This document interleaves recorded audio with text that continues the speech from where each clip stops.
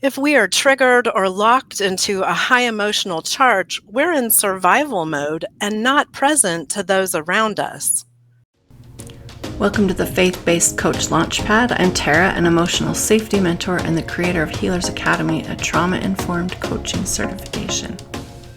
I am really excited to be here today with my friend Carrie, and we can talk all things trauma together, which I love. There aren't very many people in the world who I feel really confident to talk about lots of trauma things with. But I want to just read you her bio and tell you a little bit about her.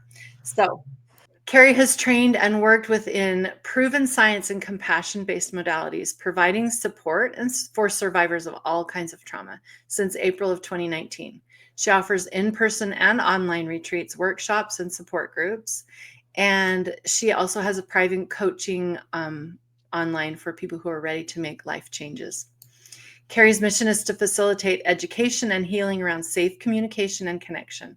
Her vision is to champion a community of empowered people who love themselves and enjoy healthy relationships. Woohoo!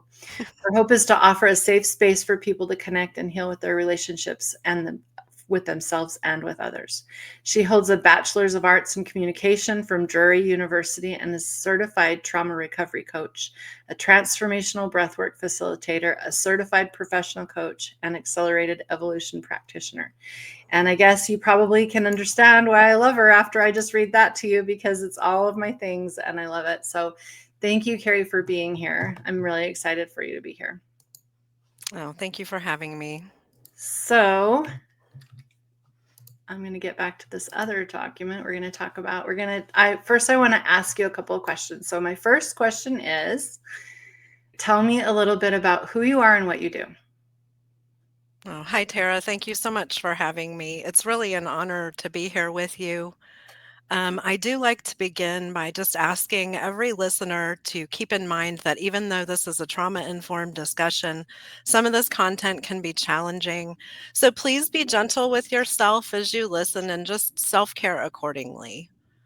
But I like to share that I'm a survivor of childhood trauma and betrayal trauma as an adult. Until I was in my 40s, I had no idea. I had never had a healthy relationship. So you can imagine how I felt when my trauma-informed divorce coach sat me down in our second session and talked to me about trauma bonding and the symptoms of Stockholm syndrome. Yeah, Hard I was looking like a there, huh? yeah, I was like a deer in the headlights. Yeah. But figuring out why my body, mind, and soul were constantly bracing for attack had driven my search for answers to what was happening inside of me. Somewhere around the age of 40, I got present and curious, and that's when things kind of started to fall apart. I began questioning my relationships as they felt disconnected and one-sided. This search for healthy communication and healing in my relationships has really led me through over 2 decades of self-discovery to become a trauma recovery practitioner and transformational breathwork facilitator. Now, that's a mouthful, but it's just a fancy way of saying that I help women breathe deeply, embody our truth, and take their life back from a society and capitalistic systems that really don't value or honor us or our work in a healthy way. So I like to begin by leveling the playing field and just saying, first and foremost, each one of us has been exposed to trauma or been traumatized. No one survives childhood unscathed. It's simply not possible. And being human and alive means at some point in life, we will experience trauma. Now, these lived experiences do have different effects on people, and they can be triggered at any time with no warning. So, just smelling a familiar scent or hearing a song can take us right back into that experience. If we are triggered or locked into a high emotional charge, we're in survival mode and not present to those around us. When our brains are lit up in this way, very little information can get in, be processed, or stored. This means there's a very slim chance that we'll be able to recall conversations or work that we completed, It's also why we struggle to remember to use our tools to self-regulate, or why we often feel like a failure trying to integrate them into our daily lives. Well, trauma is the great disconnector and one of the main reasons that we feel so alone and isolated. We were conditioned generationally to sacrifice our well being and tend to others, but not ourselves. We were trained to believe our feelings had no merit, meaning, or value, too. So, all of these things can help keep our brain confused and stuck. And before we can do anything, we have to settle the body and the nervous system. Then we can look at productive ways of how we might heal the past. Yeah, that's so true. Isn't it so true that that story of trauma, like it disconnects us in such an interesting way because we all experience it, but we tell ourselves we're the only ones who know. Yeah, Yes. only ones who's Yes. ever experienced that. Okay, so then my next question is, how do we come to do our work, and how do we know when we're ready to do emotional work? Mm. Well, just listening to this podcast means that you're looking for answers and resources. And you showed up for yourself to be looking for help. That takes a lot of courage. I like to tell people we don't have to remember what happened in order to heal from the past. In fact, my training has taught me that focusing on what happened only helps us relive the unresolved emotions and anger. So you don't have to have any answers or solutions to come to this work. So you're saying we don't have to remember it. So how can we heal what we don't remember? That's a great question. Mhm. By listening to our body, mind, and soul's symptoms. I can give you an example.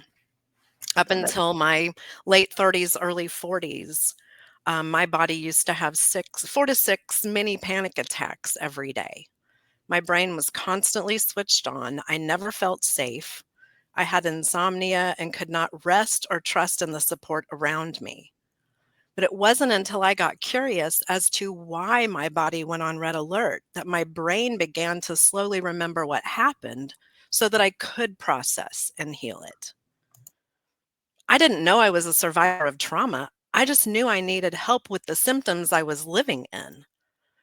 It simply takes an awareness that something needs to change in your life to begin this process. And often women will come to me and say, I do not know what's wrong, but I know in my bones that something is not right in my relationship. So, in this work, we learn how to hone and listen to that intuition and let it guide us as we begin the journey of reclaiming the lost parts of self that might have been sacrificed along the way in that relationship.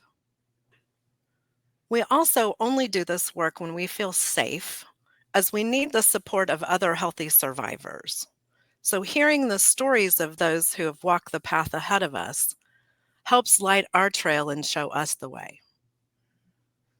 I also like to ask certain questions to help kind of clarify things. So, I ask these questions. Do you often feel confused or lost when trying to communicate with loved ones? Do you find yourself feeling angry, unheard, or misunderstood? Do you feel like you have no support and it's all on you? Do you feel like you're losing your mind? Do you feel like it's time to live differently? If you answered yes to any of these questions, you might be a great candidate for relational trauma and breath work. Yeah.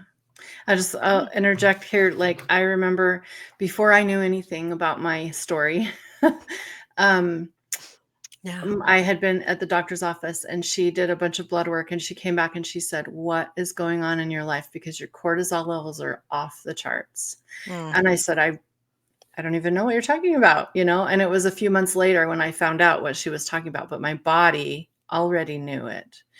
And mhm, so I can answer these questions, a lot of these questions. So, mhm. what's your approach? How do you take clients on this path? Well, um, I have a three-pronged approach that I've developed just over 2 decades plus of trying to figure out how to heal my own stuff. Mhm. And I call it breathe, recover, evolve. And I can share a little bit more about the pieces of that as we go. Okay. But I really think it's important to state a few things before we dive into that, because I truly teach and coach from a place of believing that we come to this work as a beginner only when we are ready and not a moment sooner. So when you're ready to be accountable, make those hard choices and live differently because you can no longer live the way you've been living, that's when you know you're ready. I like to tell clients they call them blind sides for a reason because if we could see our own conditioning, they would be called you can see 'em sides. I love that. Which is the perfect transition into we were not meant to do this work alone. Let me say that again. We were not meant to do this work alone. Half of the time we're in our heads. I feel like sometimes I'm making myself more crazy with what I come up with sometimes being in my own head versus having a neutral third party to just kind of, you know, work things out and process things verbally. We're wired for connection and trauma. Or I'm sorry, we're wired for a connection, Connection. and trauma messes with that circuitry Mhm. like it just did when I was trying to say that, right? We're wired for connection, and Right. trauma messes with our circuitry. Yeah. Perfect example. So, making that connection feel almost like a threat or unsafe. Well, I also know that when we start to let go and come together with other women to heal, that magical things begin to happen. And then it's just a matter of shedding some light and awareness on the fact that when we are doing healing work, it is grief filled. So it is important to give our nervous system 4 to 6 small breaks every day. Just learning how to pause and breathe and connect with our breath for 30 to 60 seconds is the fastest and simplest way to do this, and it's completely free. So you can simply try and remember to check in and breathe for 1 minute 3 times a day, or you can set timers in your phone to remind you to take breaks. Move your body, stretch, take some deep breaths. I always tell people go with what would feel natural with you, but what would a daily practice of just connecting with you and your breath look like? So that's really the first part of the process is connecting with breath also allows us to get more present in our bodies. And then the nervous system begins to calm. And that's when we can really look at taking in new information.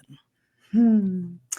If you've been listening to our podcast, you will remember an episode I did with Doug Haworko, and he and I were talking along, and at the same moment, both of our watches went off, our alarms on our devices. And I said to him, "Hey, well, because my watch buzzed and his phone went off." And I said, I want to go back and I want to know what that was because my alarm is set for 11:11, and it tells me to breathe. And so we had this really amazing conversation about why we set our clocks like that, why we have breaks like that during the day. And so it's just a really good reminder. It just reminded me of that episode. So thanks for bringing that up again. Yeah, I have several breaks throughout the day just programmed into my alarm system so that I remind myself to breathe. Some of them just say Mhm. breathe because Yeah. sometimes I just got to remember that, right? Okay. Hmm. So that's the first set of the process. I love that. That's great. Thank you. To learn to breathe in presence. So what's the next one? What's the next step? Well, the second part of that three-pronged process is really about the recovery piece. We call it recover, rewire, reclaim, Mm. kind of resonates with people. And it's so funny that you talked about blood work. I always tell people, like, please believe me when I say it is possible to rewire and change the way our brains have been conditioned. Um, if we can learn it, we can unlearn it. Yeah.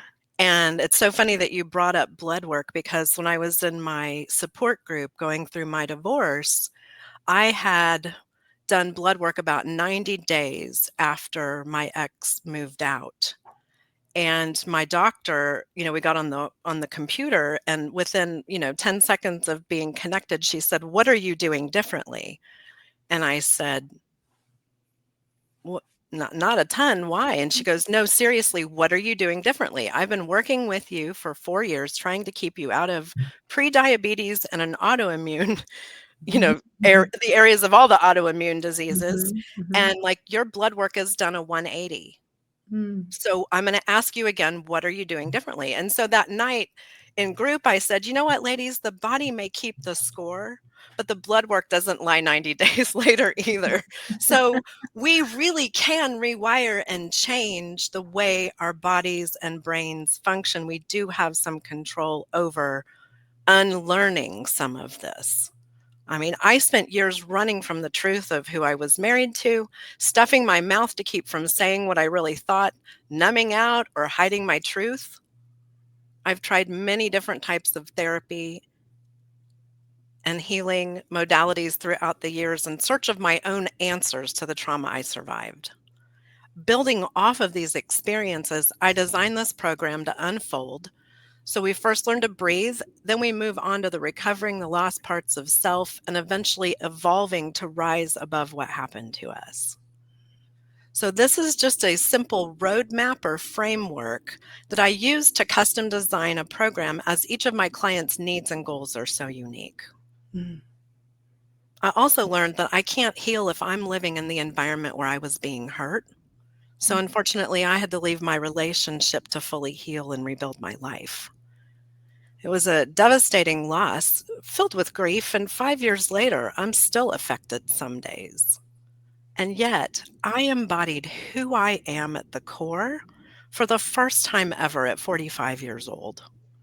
I mm. truly felt safe for the first time in my life, and I spent years being angry that it was on me to create my own safety. I just wanted the world to be safe. But it wasn't until I stopped to breathe and let go of the things I had no control over and pay attention to my needs, my reactions, and my feelings, that's when things began to shift. Then and only then was I able to start finding some healthy balance and that peace and empowerment everybody had been telling me about. I mean, once I was in the habit of breathing, it was telling my nervous system that it was no longer in charge. Then I was able to get curious about why I was doing the things that I did in order to really move into picking apart the conditioning and the generational trauma that had been handed down. Mhm. So, this new presence and awareness is what helps us uncover the conditional patterns. We dive into that deeper work only when the body, mind, and soul are completely ready. It feels safe, and there's a, a sense of curiosity to explore it. Yeah. Um, then we look at those deeper levels of breath work. I also am trained in 9 simple transformational methods that help us. We call them rapid rewire methods. They clear problems, help us get unstuck, achieve goals, and just diminish some overwhelming emotional charges in really simple ways. These processes help us come to a place of resolution and forgiveness.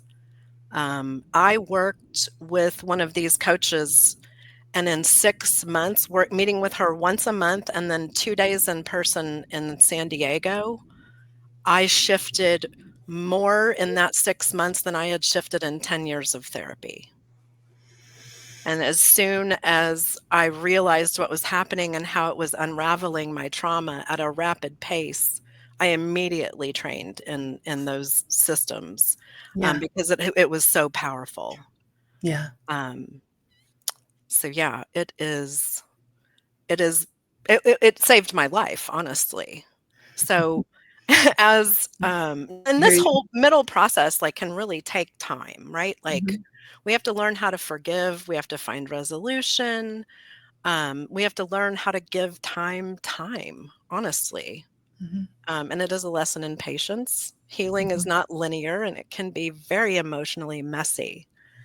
But as we journey the path, the veils of awareness will be lifted as we learn to sit and love ourselves on deeper levels. And ultimately, that's what we're doing in this work. So once we've done enough work around those urgent emotional charges, then we see the deeper levels of relaxation begin to happen in the brain, the body, and the soul. We see shame shed whereas we would sprinkle shame on ourselves, now we're able to get curious and have awareness and accountability in a way that we were not able to do before. Mhm. And the evolution of our more emotionally intelligent self begins to take shape because we're just not living from that wound or that past trauma. We also learn how to self-regulate with the breathing and use other simple tools as well as learning how to self-care during this part of the process too. Mhm. So there's a lot of things happening all at Yeah. once. Yeah, I was Um, gonna say that's a big part of the process, but there's so many parts that are so integral. Yeah. but there's this alchemaic um, energy that just kind of begins and it unravels and things happen all at once, but it doesn't overwhelm. And I think for me, that was part of the process was like, oh, anything else I'd tried, it would really overwhelm me and I would get lost. But Mhm. this didn't do that at all. So it was like, oh, let's get curious instead of, disassociating Yeah. and focusing or staying busy, right? What a novel idea. Yeah, right. I know. And it feels big and overwhelming. I mean, I'm not gonna say that's an easy part of it, but No. okay, No, but it so, it it takes it apart in a way that we can just get curious and look at each piece rather than be wrapped up in the emotion and the wound of it, I think is a really good way to say that. yeah. Yeah, I love that. Yeah, for sure. Yeah. Okay, so you talked about these first 2 parts, and what's the 3rd prong? After we breathe and we get in presence and we recover those lost parts of ourselves, then what's the 3rd leg? Remind me? Well, I mean, everything that we do is always driven by the goals and needs of my clients, but in this 3rd part, we really learn what trusting ourselves and listening to that intuition looks and feels like when we apply it to our lives. Mm. So we That's usually so big, right? That's so Oh, big. yeah. Like, as someone who's been, gaslit or abused and I don't like that word, but, just, have so much trauma, Mhm, like, that is number one thing that goes away. I don't trust myself at all, and I wanna trust everyone else out there. I want everyone to help build trust for me, but if I don't trust myself first, mhm. that's not working. Absolutely, Yeah. absolutely, and this is usually where we see massive growth or big aha moments or downloads will come in, big Mhm, spiritual shifts will happen, mhm, and people just end up really making life-altering choices. And it can also be smaller things like having a different worldview or letting ourselves dream again. Maybe we're ready to date, or find new meaning or purpose in our mhm, life, or just even being open to a new possibility. mhm, Each journey looks drastically different. mhm. And it's just such an honor to, walk alongside my clients and witness their growth. Now, this last part of the process can also be referred to as post traumatic growth, and Yeah, it's done with intention and compassionate, loving support. yeah, and it Yeah. and it can be it there's not a timeline on it. No. Post-traumatic growth is everything after, right? Hmm. We just keep Yeah. growing. So, okay, so what's one piece of advice that you have for people who are in question now that we've talked about some of this, they're like, "Hey, yeah, I got a question about my relationship." Okay. Um, I always like to say, watch actions and not words. And the first time he shows you who he is, believe him. I like I one of my big survival tools when I was going through the thick of all of the betrayal trauma was to make an ick list, which was just a list of all of the things that were done to dishonor the relationship. And as I was going through the divorce and it was getting drug on, I would add to this list. And about 5 months into everything being drug out, I started shooting videos of myself, um, crying my eyes out, processing these emotions. And let me tell you, I am not a pretty crier. But I would cry and grieve, and I would read this ick list of all the things that had been done. And then on the days that I needed to remember why I chose myself, I would go back and watch those videos. Okay. Yeah. So, I have a question for you. Yeah. Do you do you think that all, and you're saying watch actions and words, do you think it's possible for him to change? I think it's possible. I would have bet that I was gonna be one of the lucky ones, and Mhm, I sit here 4+ years divorced at this mhm, point. mhm. So my lived experience says maybe. Okay. Yeah. Um, I I If hate you have a I client hate come to to you. weigh I hate to weigh in on extremes because I know people that have come back even 15 years later and tried to, not reestablish the relationship, but just apologize or make peace. So I do believe that people could change, Mhm. but Okay. do we need to stay in the thick of it and be abused while that's happening? Mm. Probably Okay. not, That's fair. Thank you for right? answering that. Yeah. Yeah. Okay. So, how do people get in touch with you? Mm. Well, Like if they're interested and curious about this process now that you've described, what does that look like? Well, thank you so much for having me, and Mhm. just I'm grateful for your time and energy. I have a contact form at the bottom of the landing page on my website. Um, on there, you'll find all sorts of information about how I kind of braid together the different modalities and walk beside my clients in their healing journey. My website is a mindfultransformation.com. Okay. And then I've also put together a digital handout with a simple breathwork practice and my contact information as well. And so you're welcome to share that with your listeners. Yeah, I will put some of those things into the notes, the description of this video, so that they'll be clickable, so you can just go in there and reach in and grab if you want to have a conversation with Carrie and this document that she's provided. So thank you so much for being here with me today. I always appreciate trauma informed conversations. It's like I said, it's my heart. Um, is there anything else that you wanted to add or any other parting words that you want to share with us before we are done today? Just take care of yourselves and love yourselves on a deep level. There you go. That's really great advice. Thank Yeah, you so much for being here with me today. I really appreciate it. And thank you to all of you for listening. We will see you next time. thanks. Thanks again to my guest today, Carrie Kube. Like and subscribe to this channel for more inspiration, including trauma-informed care.